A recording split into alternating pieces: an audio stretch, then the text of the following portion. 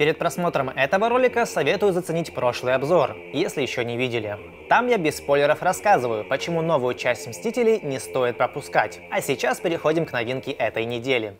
Режиссер Уэс Андерсон – один из представителей американского независимого кино. Его фильмы – это всегда личная история, а самым известным можно назвать «Отель Гранд Будапешт». Эта картина в 2014 году получила 9 номинаций «Оскар» и одержала победу в 4 из них. И теперь, спустя 4 года, выходит новая работа Андерсона. Так о чем же «Остров собак» и кому стоит его заценить? Рассказываю.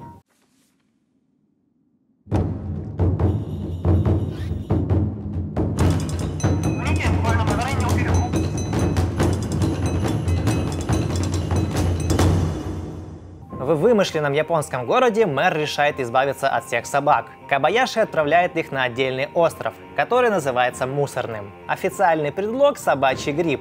Ну а чтобы показать, что он беспристрастен, Кобаяши отдает туда и своего пса, который был лучшим другом племянника, мальчика по имени Атари.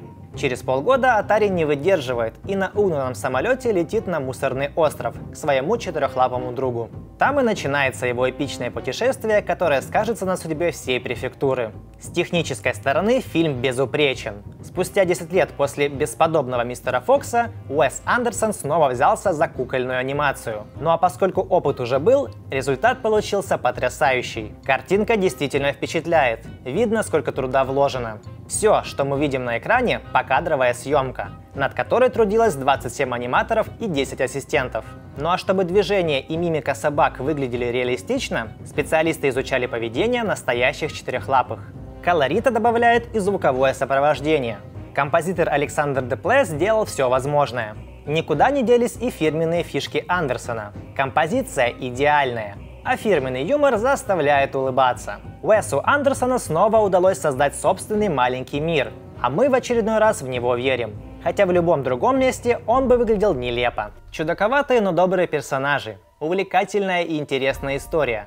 Это не все, что хотел показать режиссер.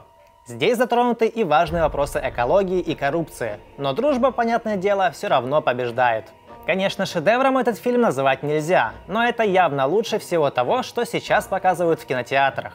Если вы любите животных и творчество Андерсона, не пропускайте «Остров собак». Кстати, самый забавный и веселый комментарий написал Нойер. Именно он получает футболку и блокнот с персонажами из «Третьих Мстителей». Не забывайте ставить лайки, если это видео было полезным для вас. Также советую скинуть этот ролик своим друзьям в личку, а потом позвать их в кино на этот мультфильм. А я прощаюсь и оставляю вас с размытым экраном. Пишите свои идеи и пожелания для этой рубрики, спишемся внизу.